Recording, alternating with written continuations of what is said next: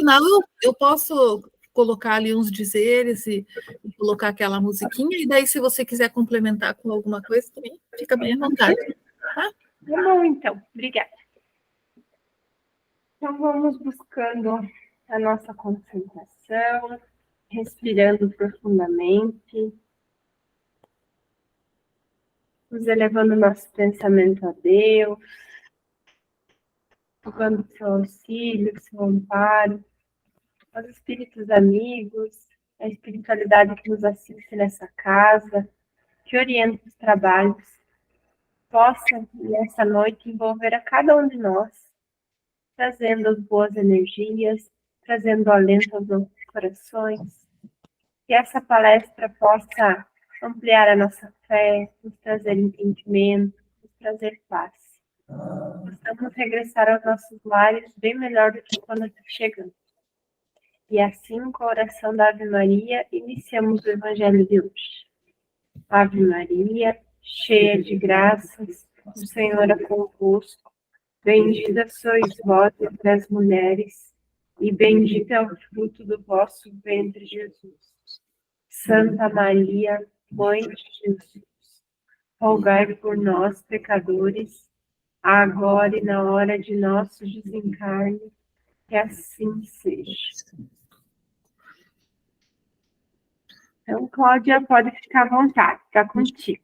Então tá, muito obrigada, que Jesus então possa nos abençoar nesse nosso estudo, que a gente vai tentar entender um pouquinho a respeito do que é o livre-arbítrio ou determinismo, dentro, assim, dessa nossa visão mais da doutrina espírita, né? Então, o que seria, né, esse livre-arbítrio e esse determinismo? Será que já está tudo determinado ou pré-determinado nas nossas vidas? Então, vamos tentar entender um pouquinho sobre isso. E eu fui buscar lá na Sociedade Teosófica, dentro dessas buscas, a gente coloca ali no Google as palavras e a gente vai encontrando pensamentos sobre esses assuntos, e que também nos trazem para dentro desse nosso pensamento espírita. E lá no Bhagavad, que é um livro, tem essa frase, e para nós então começarmos essa nossa reflexão da noite, que alguns afirmam que tudo já está pré-determinado, né? E não existe uma liberdade de escolha para as coisas da nossa vida. E esses que afirmam isso têm esse entendimento porque, visto que até mesmo as escolhas já estão determinadas pelo nosso destino, o nosso rumo de vida, o que vai acontecer durante toda a nossa vida já está, então, destinado. E esses que afirmam isso, então, têm esse entendimento de que muitas, ou quase tudo, ou tudo, do que acontece conosco já está escrito, digamos assim, e que não se pode fazer nada a esse respeito, não se consegue mudar esse destino, esse rumo. Mas outros dizem que não existe essa determinação ou essa pré-determinação, e que todos nós temos uma liberdade de escolha. E esse destino, esse rumo, pode ser moldado a cada instante a partir de nossas escolhas. E o que será que é real? O que será que é verdadeiro? Se nós pararmos para refletir, né? Será que aqueles que dizem que está tudo pré-determinado estão certos? Ou aqueles que dizem que nós temos liberdade de escolha estão certos? E esse, então, livro nos traz a reflexão de que ambas essas doutrinas, ambos os pensamentos têm seu fundo de verdade e nenhuma contém a verdade absoluta, sendo que muitas vezes tem algumas situações ou alguns acontecimentos, fatos na nossa vida que realmente são pré-determinados, são algumas escolhas feitas antes do nosso reencarne, e algumas nós também podemos, dentro mesmo dessa pré-determinação ou desse rumo que nós estamos orientados a seguir, nós também podemos mudar com a nossa consciência, com a nossa escolha de vida, positiva ou não. E depois, então, das nossas primitivas experiências nos reinos da natureza, como mineral, vegetal e animal, mas nos instintos, nós começamos a essa transformação. E a partir do momento em que esse espírito, né, o espírito entra na fase humana, quando começa a ser dotado de razão, começa a ser dotado de algo a mais do que inteligência e instinto, porque nós podemos observar nossos animaizinhos. Eles têm uma certa inteligência, porque muitas coisas que nós ensinamos, eles aprendem. E eles respondem a algumas situações e alguns ensinamentos, mas também têm o instinto. Mas eles não têm essa razão de saber, muitas vezes, o porquê que estão fazendo determinadas coisas que aprenderam conosco. Qual o sentido de estar fazendo aquilo? Então, é essa diferenciação que a razão começa a trazer para nós, na fase humana. Nós começamos a interpretar aquilo que nós fazemos, através da nossa razão. Então, nesse momento, desabrocha nesse ser, né, nessa centelha divina, a liberdade de ação. E, normalmente, essa liberdade de ação é habitualmente chamada de livre-arbítrio. Esses são os dizeres de Otávio Calmo Serrano, não sei se é Calmo ou Calmo, ele também é espírita e tem alguns livros que ele produziu, e tem esse pensamento, então, para nós também estarmos refletindo nesta noite, nesse nosso estudo. Então, nós temos o livre-arbítrio, algumas coisas determinadas ou pré-determinadas, e dentro de todo esse contexto temos nós, centelhas divinas, com a nossa consciência, com a razão sendo exposta através das nossas ações ao mundo. E no Livro dos Espíritos, na questão 851, então Kardec também vai perguntar, né, aos espíritos sobre essa questão, porque é uma questão filosófica e que muitos têm esse pensar, né? Será que é isso ou será que é aquilo? Então ele pergunta: haverá fatalidade nos acontecimentos da vida conforme o sentido que se dá a essa palavra, fatalidade, ou seja, todos os acontecimentos são pré-determinados? Nesse caso, se tudo é pré-determinado, como que fica o livre-arbítrio? E os espíritos então respondem que a fatalidade existe, ou o que é pré-determinado existe apenas na escolha que o espírito fez ao encarnar e suportar esta ou aquela prova. Muitos de nós estamos aqui com algumas dificuldades ou algumas provações que são necessárias para o nosso crescimento, para a nossa evolução. E algumas vezes, né, em algumas encarnações, nós escolhemos essa quitação, né, ou então essas provas, para que a gente realmente aprenda com elas. E aqueles espíritos que têm essa possibilidade de escolher, vão estar, então, solicitando para que nesta vida, porque nós, às vezes, temos muitos débitos, somos equivocados em diversos momentos, em diversas ações. Às vezes, nem sempre, em uma vida, nós estamos preparados para estar, então, suportando essas provas. E se nós temos uma certa consciência quando desencarnamos, temos um equilíbrio, nós podemos solicitar: olha, eu acho que nessa próxima encarnação eu estou preparada para suportar essa prova, essa dificuldade. E assim nós voltamos com essa solicitação e com esse pedido, né, de que nós tenhamos algumas provações na nossa vida relacionadas a débitos passados. E às vezes, mesmo nós achando que estamos preparados, nós encarnamos, reencarnamos, e aqui nesse dia a dia, no nosso esquecimento, nós acabamos então não suportando e não conseguindo então passar, digamos assim, nessas provações. E daí voltamos ao mundo dos espíritos, ali nós vamos reaprender, vamos amadurecer, né, e voltar para outros momentos em que nós possamos, então, estar realmente suportando aquela provação e sairmos, então, com nota 10, digamos assim. Mas em outros momentos, nós não podemos escolher, que não temos a lucidez ao reencarnar.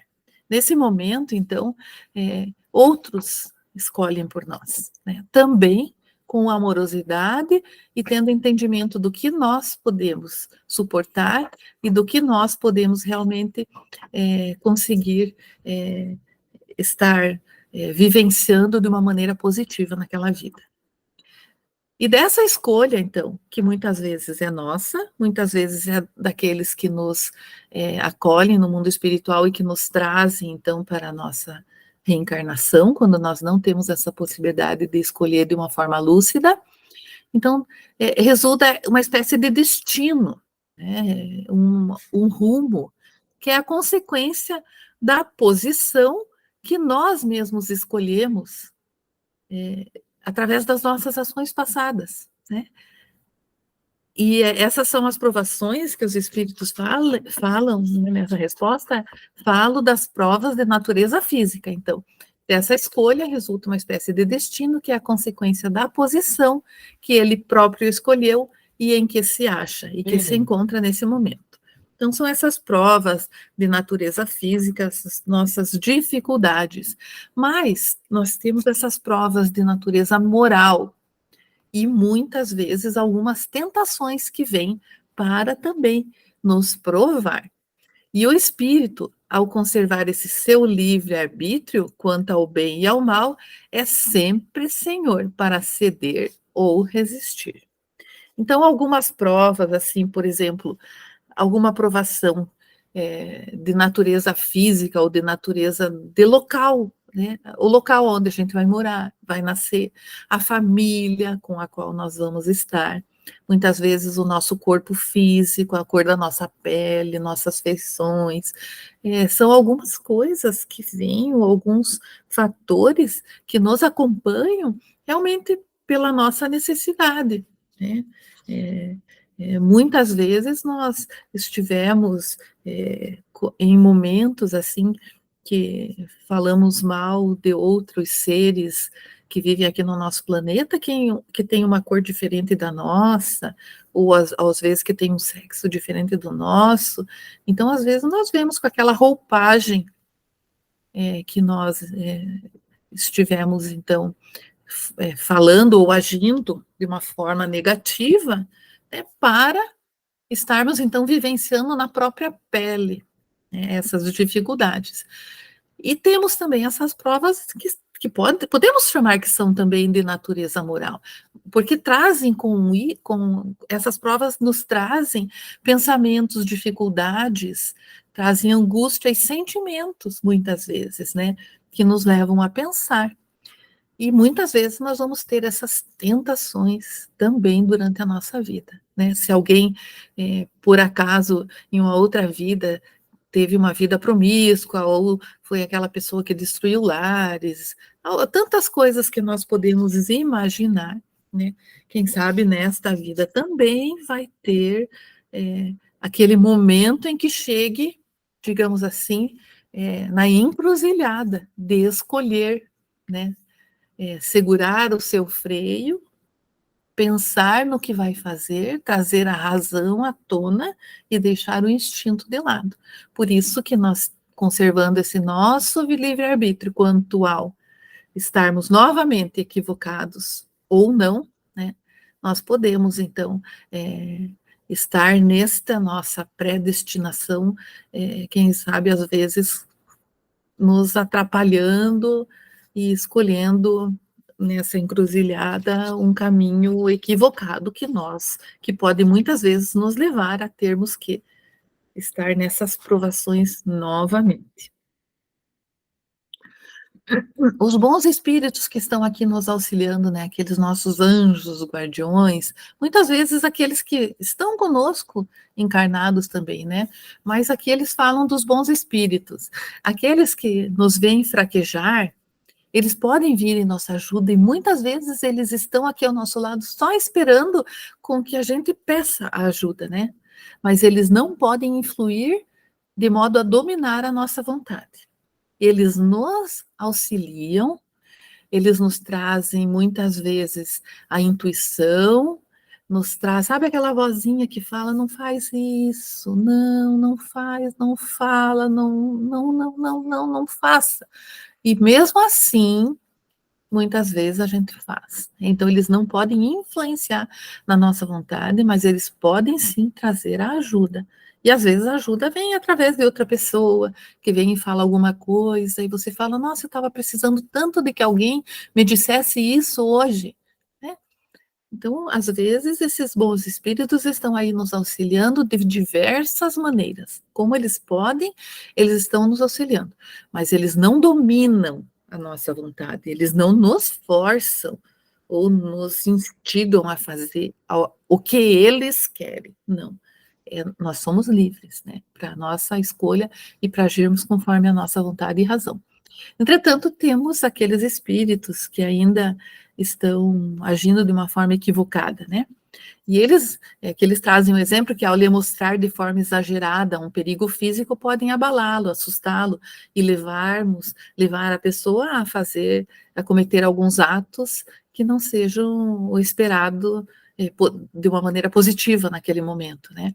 Podem também trazer maus pensamentos, podem trazer más vontades, e inclusive esses maus espíritos, eles não estão importando com o nosso livre-arbítrio, eles não têm esse respeito, né? Então, muitas vezes, eles vêm com tudo, digamos assim, né, para atrapalhar a nossa existência, ou esse nosso momento que é pré-determinado para que nós estejamos aqui fazendo algo bom, né? Nós estejamos tendo provações, mas que essas provações sejam positivas para nos auxiliar. Muitas vezes esses espíritos aí negativos, eles podem atrapalhar, né? Por isso que nós sempre precisamos orar e vigiar. E em todo esse contexto, a vontade do espírito, né, de nós, almas encarnadas, está constantemente no nosso livre-arbítrio. Então, nós estamos livres para decidirmos qual o caminho a seguir, né, em todos os momentos dessa nossa vida, apesar de algumas situações estarem pré-determinadas, né. Mas muitas vezes nós podemos sim fazer com que, ou a gente, digamos assim, se atole de novo, né, na lama ou nos equívocos, ou a gente possa sair com maior fluidez, né, com alegria e com nota 10, digamos, com estrelinha, né, nesses nossos movimentos, nas nossas idas e vindas nesse planeta. E eu trouxe aqui, então, para nós refletirmos um exemplo, 2 exemplos, digamos assim, que são pessoas que acabaram se encontrando na vida. Não sei se vocês já ouviram falar da história da Anne Sullivan. Ela nasceu, reencarnou em 1866. E em 1936, então, ela desencarnou. Esteve conosco, então, no século passado e no outro. Ela era uma mocinha, uma criança, filha de fazendeiros. Seus pais imigrantes irlandeses, e ela tinha também um irmão chamado Jimmy. Esse irmão, numa época da vida, contrai tuberculose, e assim ele vai vivendo com dificuldades, né?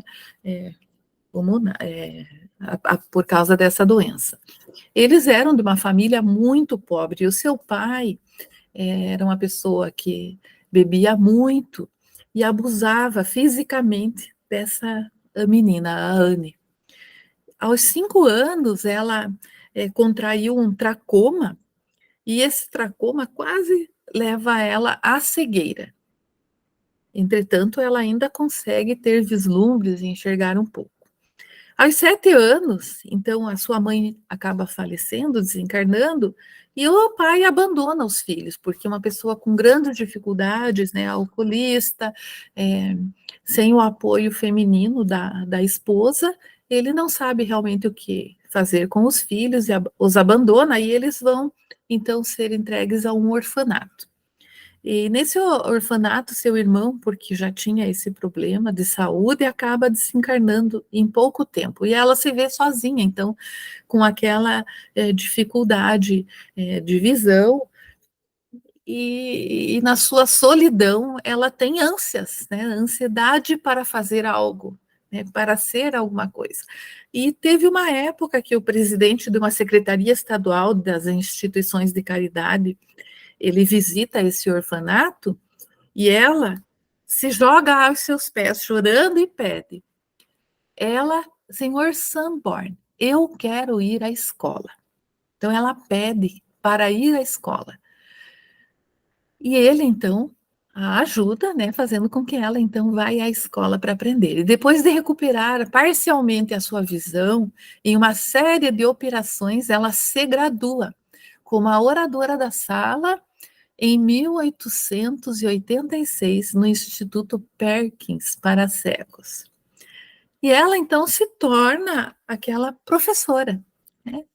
E, concomitantemente com a história da Anne Sullivan, temos a história de Helen Keller, também não sei se vocês já ouviram falar, mas se já ouviram, sempre é bom rever essa história e assistir novamente o filme. Depois acho que a Priscila pode passar aí para todos o link para assistirem, que é algo que nos traz assim um conforto ao nosso coração, de saber que estamos sempre, temos sempre a possibilidade de sermos pessoas incríveis nesta vida, extraordinárias. Então, ela também encarna em 1880 e desencarna em 1968.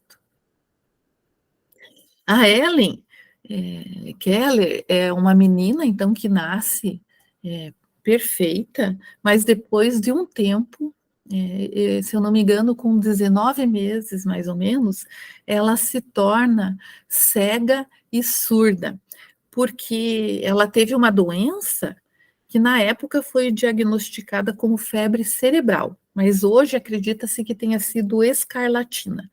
E assim ela fica cega e fica surda. E então vocês podem imaginar, né, uma família, ela era de uma família abastada, uma família com posses, seu pai capitão, e mas eles não sabiam o que fazer com ela, né? Porque pensa uma criança cega, não enxergava nada e surda, então não ouvia.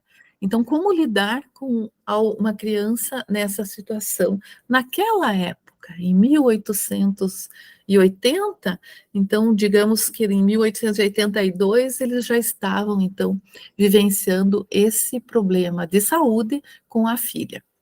E ela, então, vai crescendo de uma forma mais animalizada, digamos assim, porque ela não sabia sentar à mesa para comer, ela comia com a mão, eles não conseguiam se comunicar com ela, então ela gritava e jogava as coisas, e depois, se vocês assistirem o filme, vocês vão poder entender melhor sobre isso. Então, ela tinha lá seus 7 anos e era completamente indisciplinada. E eles acabam, então, buscando alguém para auxiliá-los nessa criação ou com a Ellie. E eles contratam, então, a Anne Sullivan para vir, então, trabalhar com eles. E ela vem e vai viver dentro da casa com eles, e ali ela observa, então, né, que o pai e a mãe, o amor, mas é o amor que não sabia como auxiliá-la, então às vezes o amor se torna pernicioso, podemos até dizer isso, porque é esse amor que causa dificuldades, né? É por isso que muitas pessoas falam que a gente tem que ter aquele amor, mas é um amor consciente, que muitas vezes o não é importante, né? O não é importante porque o não evita dificuldades futuras. Então, nesse sentido, eles amavam muito a sua filha, mas não sabiam educá-la, né, para a vida. E a Ana, então, fala que ela, depois de um tempo, ela percebe que realmente ali dentro da casa, com a família junto, ela não vai ter, não vai conseguir, então, ter maiores processos, maiores avanços, então, com a Ellen, e naquele local onde eles moravam, numa fazenda, algo assim, tem uma casa pertinho, então ela pede para ir ali morar, ela e a menina ficarem ali sozinhas, e que ninguém interferisse.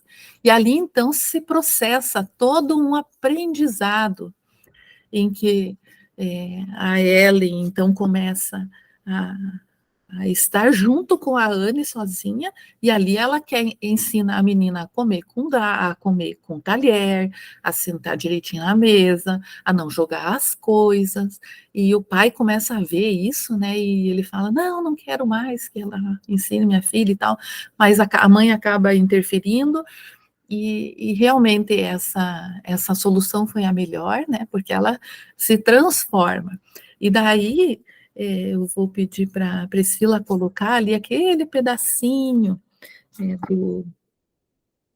do vídeo que tem ali do YouTube, só para a gente ver esse momento assim em que a Ellen começa a entender o que a Ellen queria, o que a Anne estava tentando, porque a Anne tentava, através do braille aqui na mão dela, fazia com que ela sentisse uma coisa, né, o tato, pelo tato, a boneca, e escrevia aqui, boneca. E tentava, e foi tentando, e ali nesse pedacinho do vídeo tem um momento, então, que ela compreende que aquilo que ela está mostrando, fazendo com que ela pegue, e o que ela escreve ali na mão, através do braille, tem relação uma coisa com a outra.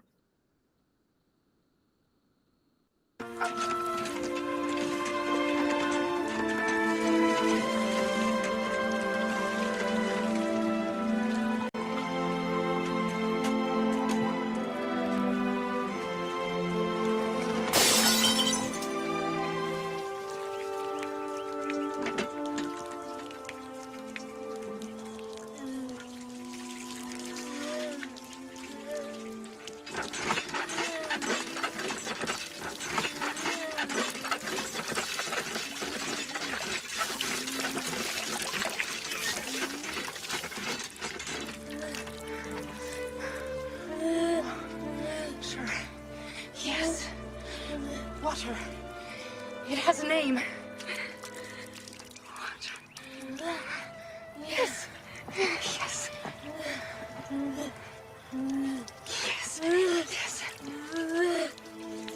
Yes. Yes. Yes. Water. Yes. Pump.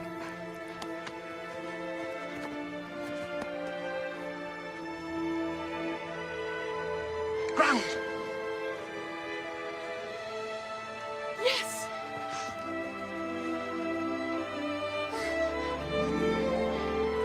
Bush.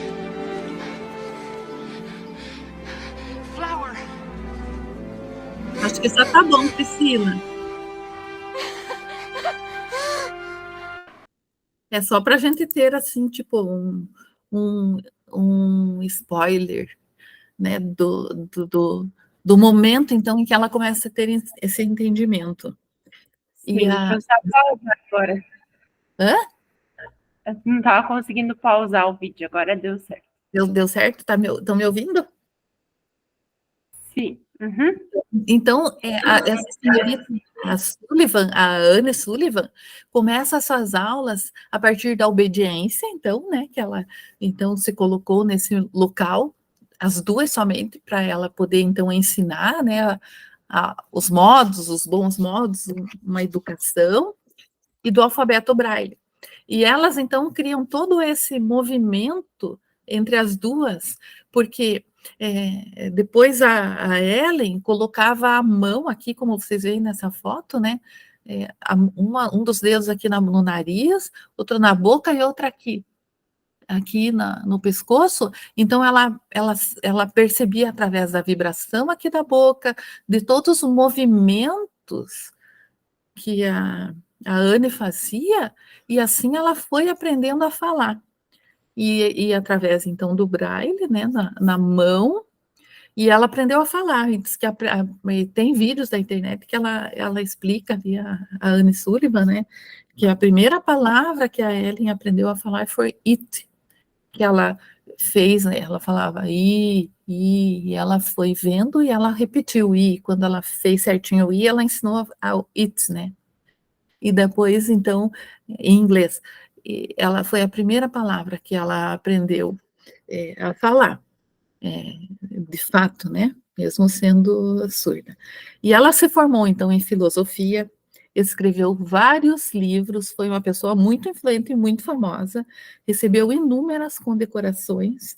Ela atuou como porta-voz de instituições para cegos e surdos, participou ativamente de muitos movimentos por reformas sociais, incluindo ações em prol da abolição do trabalho infantil e da pena de morte.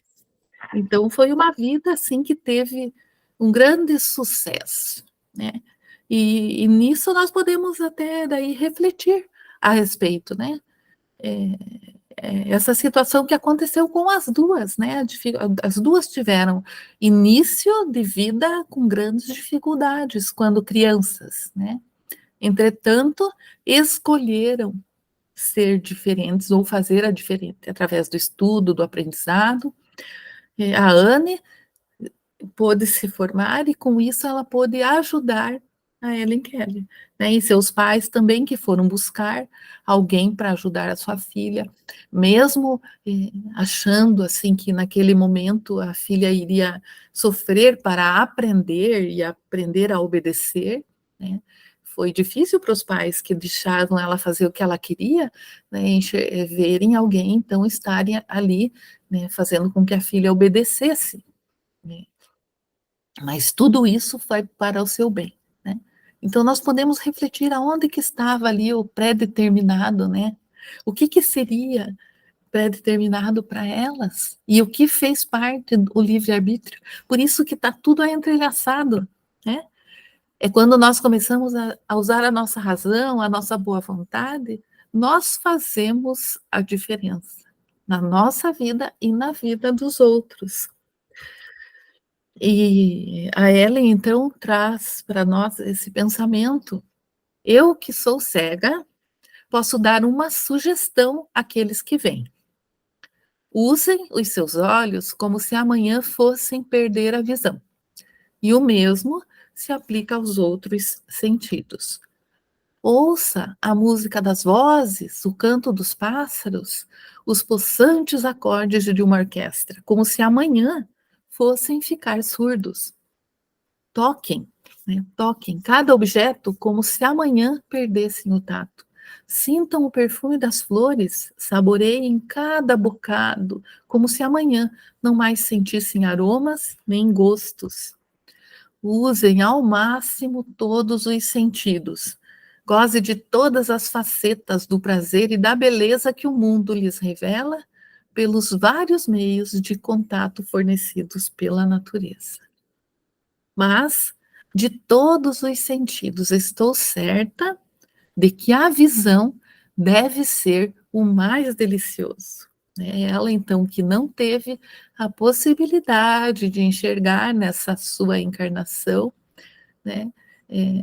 Ela nos alerta, né? Para nós estarmos, então, presentes nas nossas possibilidades, nós que temos tudo e muitas vezes reclamamos, né,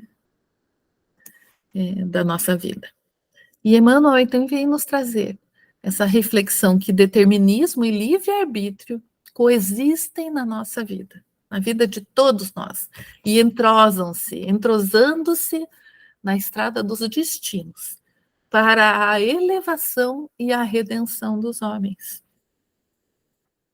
A determinação divina na sagrada lei universal é sempre a do bem e da felicidade para todas as criaturas. É a do amor para a comunidade universal. Então, essa determinação divina, essas dificuldades que muitas vezes nós temos, nós sabemos, nós temos esse entendimento de que é sempre para o nosso bem, e para a nossa felicidade e para a felicidade do próximo. Porque a minha felicidade é a sua felicidade é a minha felicidade. Por isso que todos nós somos um no sentido de que nós devemos cuidar uns dos outros. E quando nós nos atrapalhamos nessa lei do amor e nós equivocadamente causamos dano a nós mesmos ou a outros, nós precisamos aprender. Por isso que muitas vezes nós temos essas dificuldades em nossa vida para o nosso aprendizado. Mas sempre é a lei do amor que prevalece.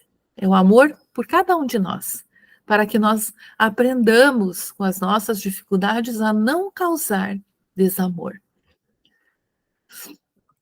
Então pode-se dizer, nós podemos dizer que tudo está determinado, porque o que fizermos hoje vai afetar o nosso amanhã. Por isso que nós temos que cuidar muito do que nós estamos fazendo, de como nós agimos, de como nós nos portamos na nossa vida. Nesses momentos de encruzilhada, qual a decisão que nós vamos seguir? Como nós vamos agir? Quem que nós vamos ouvir? O bom espírito ou o mau espírito? Aquele que fala para nós fazermos errado, né? Aquele que a gente sempre vê nos desenhos, ou aquele outro que fala para nós fazermos o que é correto? Muitas vezes o que é correto é difícil, é a porta estreita, mas o que nós fizermos hoje vai afetar o nosso amanhã e vai determinar muitas vezes a nossa próxima encarnação. Mas porém, a cada instante da nossa vida nós podemos introduzir uma nova ação, modificando todo o caminho. Vamos pensar então que se a Anne Sullivan não tivesse tido vontade de estudar, quem será que poderia ter ajudado a Ellen? Quem sabe uma outra pessoa, mas nunca teria sido a Anne, com tudo o que ela ensinou para a Ellen. Seria uma outra pessoa. Mas a Anne teria perdido essa oportunidade nessa vida. E se não tivéssemos ninguém para ajudar a Ellen, né? Teríamos também perdido uma grande, espetacular pessoa, que nos trouxe muita sabedoria e muita força de vontade, ensinamento para nós. Então, para que se possa adotar uma nova ação, para que nós possamos, muitas vezes, mudar essa pré-determinação e tornar ela, às vezes, mais suave, é necessário que nós, aqui, enquanto estamos encarnados, tenhamos a mente limpa, fresca, uma mente atenta aos movimentos do presente, atenta a cada instante do que eu posso fazer agora para ser uma pessoa melhor. Nesse instante, nesta ação, neste momento, neste dia.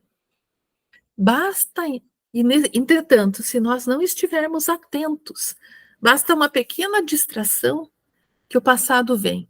Aquele passado que traz todos os nossos equívocos, né? Todos aqueles movimentos que nós já fizemos e refizemos, que nos levaram muitas vezes aos abismos. Esses automatismos, né? Essas coisas mais instintivas, mais animalizadas, esses condicionamentos que muitas vezes atrapalham o nosso crescimento. E vêm e bloqueiam o aparecimento do novo. O aparecimento do novo ser, o ser mais espiritualizado, aquele ser que busca realmente estar vivendo e vivenciando o movimento ascendente. Então, a tendência normal, quando nós nos distraímos e quando nós não estamos atentos nos nossos movimentos, na nossa vida, a tendência normal é que o passado se repita. E daí, muitas vezes, o determinismo, o pré-determinismo vai prevalecer. E nós estaremos naquela roda de samsara que todo mundo fala, né? Repetindo e voltando, e tentando melhorar e não conseguindo, e repetindo, repetindo aquela roda sem fim. Mas um dia nós temos que enxergar isso e pular fora, né? É o momento que nós mudamos e começamos a pactuar com o divino dos nossos movimentos na nossa vida. E daí sim, o novo vai aparecer, porque os bons espíritos, o Deus interior está esperando somente a oportunidade para vir à tona. E essa oportunidade nós precisamos dar. Então, para que nós estejamos atentos, é necessário uma maturidade espiritual, um estado de paz interior. É aquela neutralidade que nós temos que ter em muitos momentos da nossa vida. É olhar as coisas de cima, não nos afetarmos pelo nosso instinto, pelo nosso sentimento negativo, por aquele rompante que muitas vezes faz com que a gente se equivoque nas nossas ações e que a gente vai agir sem pensar. Então, essa maturidade espiritual, essa paz interior, nós precisamos alcançar. Aquele parar, respirar, conte até 10. O André Luiz, lá no filme Nosso Lar, o que está cuidando dele fala, põe essa água aí na tua boca. Não, e não engole, fica com a boca cheia d'água. Não engole, fica ali, né? É isso. Vamos ficar quietos, vamos aprender a ficar quieto, aprender a ter aquele contar 1, 2, 3, até 10, para que a gente aprenda, né, a estar nos lugares, vivenciar muitas coisas e muitas dificuldades, mas naquele estado de paz interior, dentro da neutralidade, sabendo que tudo isso vai passar. Né? Então, porque a mente imatura, essa mente que é imatura, é agitada, é presa fácil para os maus espíritos, aqueles que vêm nos trazer maus conselhos, e para esses padrões fixados no passado, que é o egoísmo, tudo que o ego nos traz, né? Ai, comigo isso não pode acontecer, ai, a pessoa é assim, ai, é assado, tudo é isso, tudo é aquilo, aquele negativismo, isso a gente tem que tentar evitar, né? Então, o determinismo divino se constitui de uma só lei, que é a lei do amor para a comunidade universal. E aqui um pensamento, então, da sociedade teosófica, como nós iniciamos com o pensamento desse livro, Bhagavad, vamos terminar com ele também, que diz para nós que o sábio guia as suas estrelas, enquanto o tolo é guiado por elas. Isso significa que, quanto mais sábio for um ser humano, maior a cota de livre-arbítrio que terá em sua vida. Porque assim, não vai estar causando danos. Quanto mais primitivo for um ser humano, mais a sua vida será guiada pelo determinismo. Então, esse é o nosso pensamento de hoje, para nós estarmos pensando em estarmos nos elevando nesses nossos movimentos na nossa vida. Eu assisto bastante os vídeos do professor Hélio Couto, ele fala sobre o sexto degrau, que é o sexto degrau, é esse degrau da espiritualidade que a gente deve buscar, né? Porque muitas vezes nós estamos aqui buscando o nosso alimento do dia a dia, nós estamos nesses 5 degraus aqui que a matéria nos traz e muitas vezes esgota a nossa energia, mas mesmo assim, nós precisamos pensar em estar dando saltos, né? Saltos para chegarmos na espiritualidade, que é a nossa busca maior deve ser essa. Para buscarmos estarmos aqui, vivendo a nossa vida, com todas as nossas dificuldades, mas estarmos sendo guiados pelo divino que há em nós. Porque o divino que há em nós sabe sempre como se mover aqui sem causar estragos, sem causar danos, sendo amoroso em todos os momentos. E não é fácil, é bem difícil. Não é porque eu estou fazendo aqui todo esse estudo com vocês que eu tenho essa amorosidade. Não, muitas vezes eu tenho muitas dificuldades. Nós temos muitos instintos, esse modo primitivo de ser, que vem à tona muitas vezes, mas que nós temos que, aos pouquinhos, aprender a frear e encontrar o divino em nós e deixar que esse divino floresça. E agora eu vou colocar uma música para nós, então, estarmos em oração. E antes disso, vou trazer, então, esse pensamento de São Francisco de Assis, que deveria ser uma oração nossa de todo dia, né? Como se fosse um mantra. Porque ninguém sabe previamente o que pode e o que não pode ser mudado. Nós esquecemos muitas vezes, né, o que já combinamos lá, ou as coisas erradas que fizemos. Então, nós não sabemos o que nós podemos ou o que não podemos ser mudado, o que pode ser mudado na nossa vida. Mas nós podemos pedir ajuda aos bons espíritos. E nós podemos, então, a cada instante do nosso viver, dos momentos das nossas dificuldades, nós podemos sim orar e pedir: Senhor, dai-me força para mudar o que pode ser mudado.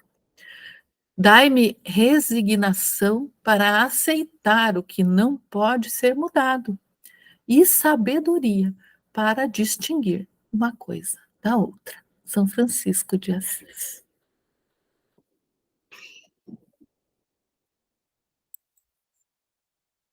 Só me falem se estão ouvindo a música.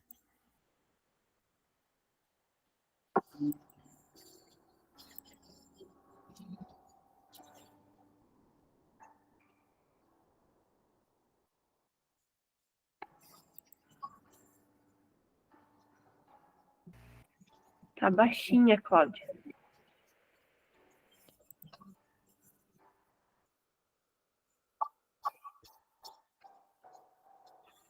Pai nosso que estás no céu, santificado seja o vosso nome. Venha a nós o vosso reino, seja feita a vossa vontade.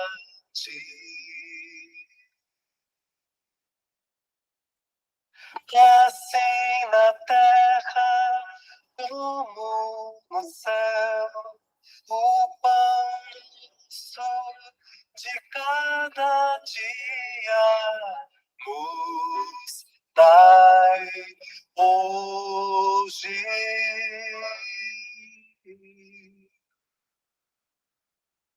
Perdoai as nossas ofensas, como perdoamos quem nos tem ofendido. Não nos deixeis cair em tentações, livrai-nos do mal.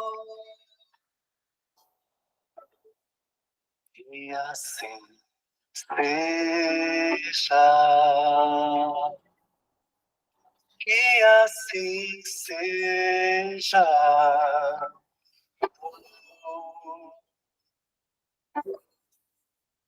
Que assim seja.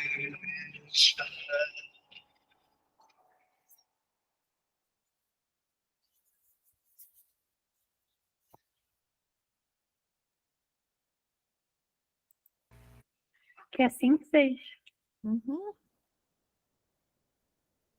Cláudia, obrigada. Uma alegria grande poder te ouvir novamente e receber você virtualmente aqui na nossa casa. Que a gente possa ter uma boa noite, então. Nós seguimos aqui com o trabalho de passe, atendimento, e que possa todos ficar bem em paz. Isso aí. Gratidão, ficam todos com Deus. Uma ótima semana. Igualmente. Até mais. Tchau, tchau.